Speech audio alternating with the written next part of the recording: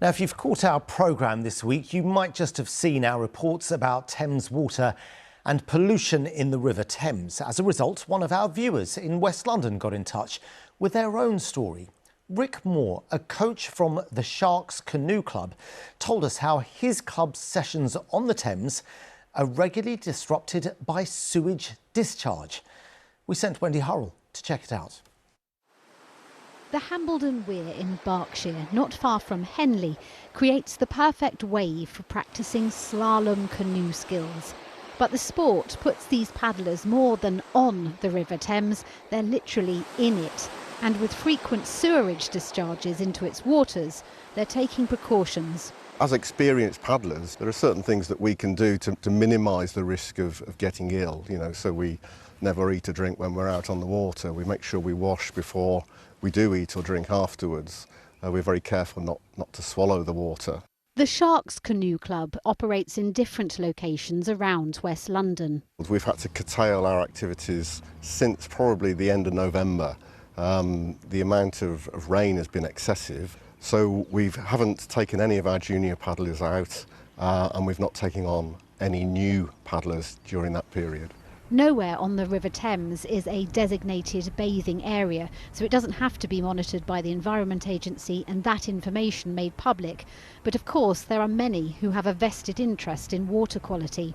Our approach is that it's important that we do try to continue to use the rivers. We're the witnesses to what's going on, and I think we can be part of the solution by raising awareness and demonstrating that it's a resource that the community really wants to be available to them.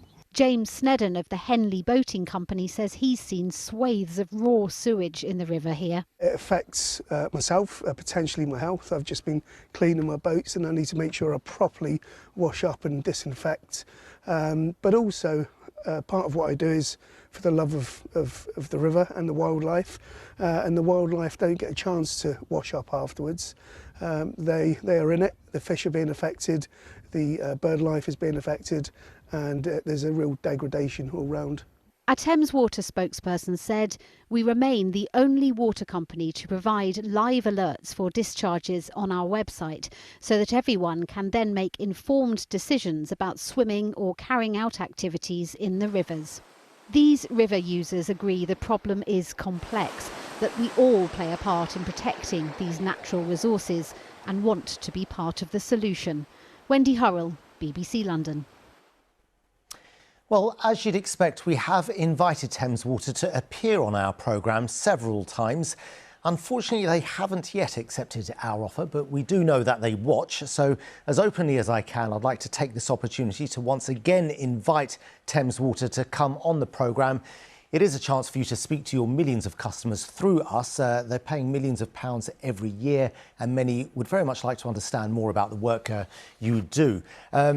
As for our other viewers, you have an invitation to get in touch, like Rick Moore did this week, with your own stories, comments or questions for Thames Water. You just have to email us at hellobbclondon@bbc.co.uk. Hopefully Thames Water will also come in to answer